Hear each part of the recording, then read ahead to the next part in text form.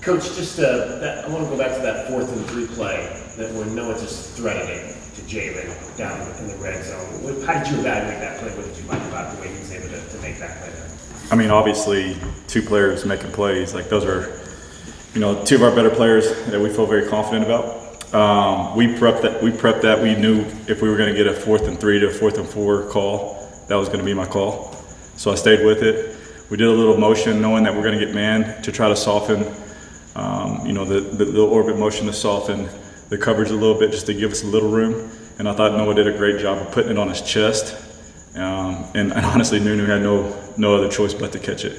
But they executed it perfectly. I mean, we didn't get a ton of reps at it, when it comes to a situational play like that, but it was a base play that we have. It was just a little bit of flavor to it with a little motion. So we've executed that play over and over and over.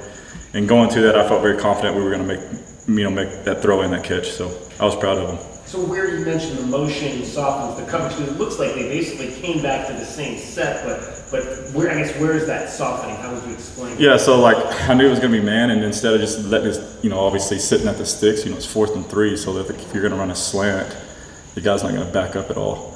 But if you could motion a little bit just to get him off his spot a little bit, and he's got to think about, okay, what's coming now, versus just sitting there knowing I got leverage, and it protects the leverage. So maybe he was slightly inside. Well, you motion, does he get slightly head up? So now you have a little bit better advantage coming in on a slant like that. And so I felt like it, like I said, it was something we prepped through the week. I felt really strong about it, and it's like I said, it's like kind of a day 1 play for us. We just put a little flavor on it to try to give us the best advantage. Justin and Brian. What stands out to you when you look at Iowa State's defense, especially their secondary? That nobody's truly consistently scored or moved the football on them, right? I guess last year, what were they? The top pass defense in the country. And I can see why, when you watch the games from last year, I mean, there's a couple teams that didn't throw for over 80, and there were teams in the Big 12 that have talented players, but they do a great job of when you hand the ball off, they attack their fits. And, obviously, just like everybody's always talked about a 3-high structured defense, it looks and seems like there's a lighter box, but then all of a sudden there's 6 to 7 hats very quickly at the line of scrimmage. And so, and then when you do drop back, well, now there's 8 people dropping into coverage, and so there's not a whole lot of space there. So schematically, it's a great scheme, but a lot of people can run great schemes and not be very good at them. They're really good at what they do. And so that's one thing that I've noticed just watching watching the games from last year and watching the games from this year. I mean, they're very disciplined and very detailed in what they do, and they play extremely hard, and they tackle really well, and they're really good at forcing turnover. So we got to be extremely disciplined and detailed in what we do to be able to attack them. I feel like we can ask you this every week, but Iowa State, I'm sure you probably played against them a handful of times. What do you remember about those matchups? So my junior year, we beat Oklahoma. They were number 3 in the country at Oklahoma, and we snapped a 39-game home win streak. And, I come home, and obviously Coach Leach, Mike Leach wasn't the head coach at the time, but he called me, and he kind of ripped me. And he called me to directly tell me, basically, you need to get those guys ready because Iowa State will come into Lubbock and jump on you guys. And, that weekend was a weekend that you wouldn't forget. I mean, Snoop Dogg's calling me. I mean, everybody, and you just beat OU. So you have everybody in the world calling you and saying, hey, come hang out. And then you got everybody in the world telling you how great you are. Well, Iowa State rolls in the next week and just hammers us. I mean, just destroys us, 49-14. We didn't play very well. They weren't very good on offense, and all of a sudden they scored 49 points. They've always been good on defense. Paul Rhodes was the head coach there at the time, and he's one of my favorite guys to see after a game because he would hype you up so well. It's almost like, man, this guy really loves me. Maybe, I really like Paul Rhodes. And then my senior year, we went there, and I threw a pick 6 early. They had two All-American linebackers. I can't remember their names, but I threw a pick 6 early, and we responded through that, ended up finding a way to win there. But I do remember this: it's a tough place to play. And you would think, when you're coming in on a bus, it's where am I? It's almost I'm in the middle of nowhere. It's these cornfields almost, And then all of a sudden, it's just everybody's ecstatic about Iowa State football. and I was pretty surprised, honestly, about as a player at least, the environment. They had it rocking, and so I expect nothing less now. Obviously that was back when they were still trying to sustain, a winning tradition, and now they're playing for championships. So it's a little bit different ball now. Brian and then Michael. The fact that both you and Iowa State are coming off a bye, does that change anything in terms of, for you scouting them, that they've had time to extra prepare?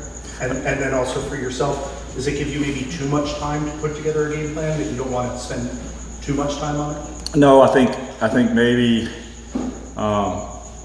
if the structure was a little different, I think it comes at the right time because it is such a unique structure on how they fit the run game. Again, like where you're going to find space in the pass game. So giving us 2 weeks, like that's an advantage for us, just to get prepared. And obviously it's an advantage for them too. I think I got to do, we've done a great job of our, as self-scout and seeing what our tendencies are to see if we can eliminate some of that. But at the same time, not get away with, from what we're good at and what we can execute at a high level. I think there's a fine line there of like trying to hide stuff, but also doing a great job of executing what you do well. And so I think it was, for us, I guess for them too, obviously they'd say the same thing. But for us, I've enjoyed having 2 weeks to prepare just because they're good at what they do. And they make it hard to figure out how you're going to move the football and how you're going to score. So I've enjoyed it. Now, our kids, and we attacked the bye week now. We practiced really hard. And I thought our guys did a great job of answering, the challenge of what we challenged them on of winning the bye. And I thought we did. Now as coaches, those bye weeks are tough because you're prepping, then all recruiting takes another level just because you have some time, and then you're traveling. So by the time you get here on Saturday, right before Sunday to go prep again, you're like, gosh, dang, I'm exhausted. I thought bye weeks was to get fresh. Now our kids are fresh. Our coach is we got to find a way, but it was good. Like I said, I thought we attacked the bye, and it gave us, a whole nother week just to kind of look through some stuff and be very thorough in how we want to attack, this scheme. Michael and then Troy. I want to say that since the very first pass of the season, which maybe could have been picked off, that Noah has done a really good job of managing the game, and there haven't been many instances where maybe there would be a turnover on this. But can you just comment on how he has gone about managing the game after, I think, tying for the league lead in interceptions last year? Yeah, here's the thing about Noah, and even as a runner, he's very elite at understanding space and being aware of people, okay? And so when you give him a plan of action and he studied that plan of action, he knows where to go with the football, but he also knows what really bad could happen if he does try to do something, outside of what the plan is. Now he's really good because he's gonna prep that way. So if you don't prep him that way, now he's out there just going rogue. Well, of course, anybody that's going rogue, it's kind of a flip of the coin, whether or not you're going to turn the ball over or not. But what he's done a good job is prepping. And then, like I told you, even as a runner, he doesn't take these massive hits. Why? Because he can feel space. He can feel people, right? He understands when he's about to take a blow and get down. He understands a weak shoulder cut. That stuff is hard to evaluate on people, in my opinion, on recruits, is evaluating guys' ability to understand space, rhythm, timing, and just feel in general of people. But he's got an elite skill set of that, which makes another thing that makes him special. And so I think the credit to his prep, not forcing things, not trying to be Superman, and also being very savvy in the game has led to him controlling and managing the game at a high level. Troy and then Justin. Do you feel like this bye week, in terms of health, that you're the healthiest you've been in the last couple of weeks going into this Iowa State game? Yeah, absolutely. I think that's the key, right? To me, that's the most important. Danny says it all the time. The freshest teams have the best advantage to win on Saturday. So, we attacked it. We got great work, but I do think our guys are feeling better. Coming off a 3-game stretch, some guys that we were missing in fall camp have gotten a chance to be in the mix now. And so we're excited about where we are as a team from a health standpoint, and I think our guys are fresh and ready to go attack. This week. And then just your thoughts on the progression that Chuba's made from the start of camp to now and being in that starting unit. Yeah, it's a big jump because you gotta understand this. Transitioning to an O-line in that short of period of time, like, yeah, he's had the spring, the summer, but he's really never been the guy. And there's so much technical, fundamental work at that O-line position and the communication, which we require our guys to have a lot because of Oglesby's kind of system, which allows us to have success versus movement, versus everything that you can be thrown at you, right? It's not as simple as as I've seen in the past, but I do think it gives you an advantage if you can get it, right? The way you rep it. So for him to come into that room and be able to pick it up, and then against K-State to play at the level that he played at was very impressive. Now, I'm not ready to crown him. I think there's still competition there with him and Mike. And then when Jordan gets back, where does that go? And so he's still got a lot to prove, but that night, Friday night against K-State, he proved that he belonged. And he helped it, and he was a major reason why we were able to run the football. So I was really proud of him. Justin and then Jason. What have you seen just as far as the running game, offensive line, running backs, and how important is that for this game coming up against Iowa State? Yeah, if you wanna attack Iowa State, you better be able to run the football. And so if they can make you one-dimensional, it's gonna be tough. And so we got to be great at how we're attacking them. And then obviously you've heard Chase talk about it. Like, to me, what their MO is like how hard they play and how physical they are.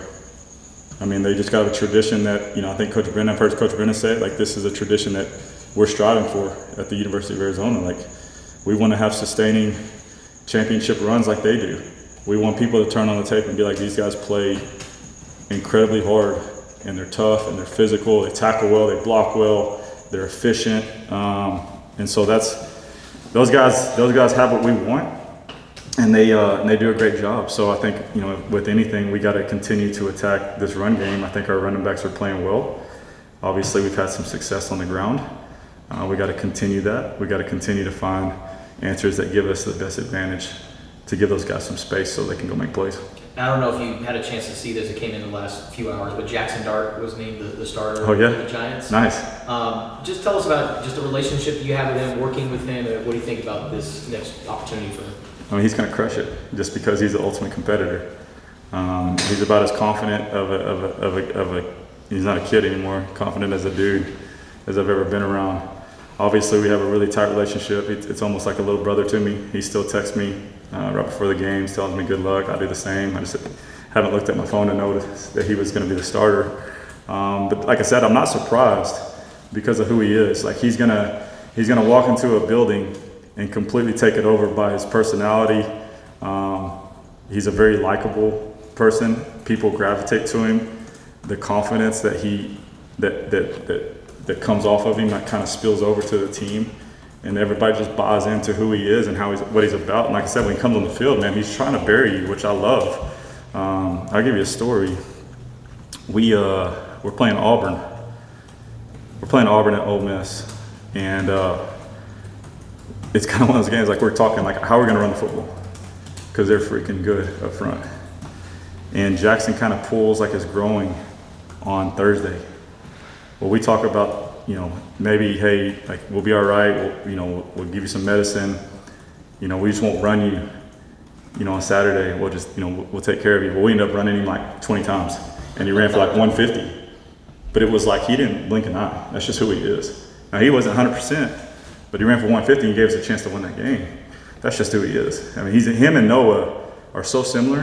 Their games are different, right? Because I think, obviously Jackson with if you saw his legs are about as thick as Quincy's, right? Like, I mean, his legs are like tree trunks. So he can sustain hits like running power read, running GT, running counter. I mean, this dude has been hit more than I've ever seen anybody get hit. He just pops back up like a running back. Right, that's where he's been able to sustain and stay healthy because you can run him, but also he's an elite thrower, and he's got that, just like I talked about with Noah, he's got elite traits when it comes to awareness, space, feel, and rhythm. He sees the game the right way, and like I said, anytime you're around him, you just love the kid, so all his teammates just freaking buy into him, and that's what I'm assuming happened at New York too. Jason and then David. When you watch the film and look at the offensive line holding, what do you attribute it to? The holding? Yeah. Sometimes I think it's lack of fundamentals when we get tired, right? So like if you look at most of the holdings have come on the back end of drives. So I'm tempoing and we're stopping our feet. We're not setting off the ball properly. We're letting the fatigue dictate what our job responsibility is. And that's really hard, right? And so we've actually done some things through practice to eliminate, to try to put those guys in those situations. That way it's just not like, hey man, you gotta, like, it's not just a encouragement, it's not just a motivational tactic of saying, hey, here, you gotta set properly. Now I'm training him to those moments where, okay, we get in the low red, we get in scoring position, and we do want a tempo, and we do want to throw the football, we do want to run counter. Are you going to be able to do your job while you're tired? And so that's just, to me, we got to train them the right way, continue to train them that way. And then obviously there's a mentality part to it, in my opinion, that they got to make that decision of, okay, I'm tired as hell, but I'm going to finish this thing. You know what I mean? And then you mentioned Jordan Brown a minute ago, without giving too much away. What would he add in his return and the type of lineman he is? I mean, he's just a very twitchy, athletic. I mean, he didn't play, he was a basketball player in high school. He didn't play college football until he went to a prep school, right? He was kind of like a skinny basketball player. So you can see the athleticism when he comes off the ball. Now, obviously, anytime you have a play very long, you know, like there's got to be a grace period. It's kind of like with Rhino. There's got to be a grace period for Rhino to know that he's got to get back into football shape, because he didn't take those fall camp reps. Rhino didn't, right? And then we're always putting him in there, and all of a sudden that fatigue jumps on him heavy, right? It's going to be the same thing with anybody coming back. He's got to get back in football shape, but when he is fresh, he's super, super explosive. And gives us, a piece inside that I think we're, that explosive part we're kind of missing. Our last two will be David and then Michael. Seth, obviously, you played quarterback in high school. What did you see on the play when you tried to throw with him? Was it ever there for him to make that play? No, they covered up pretty well. Anytime you call a trick play, it's kind of a feel thing, in my opinion. I tried to set it up a couple times. Like obviously, playing in that set earlier in the game, we ran basically like a divide screen to him. We also ran like a flood. We actually threw it to the tight end.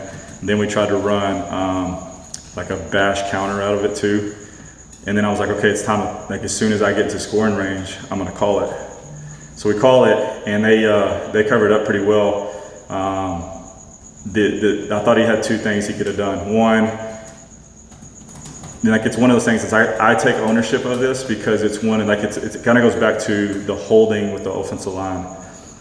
We walked and talked through it. If you don't have it, throw it over his head or just run it, okay?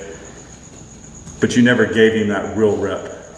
And that when people are flying at you, it's like, oh, all of a sudden panic, let me try to make a play, and he throws it. And so that, like I said, I think I take accountability for that, just trying to eliminate a negative play when it wasn't there. Does he make an unbelievable throw and give Kean a chance?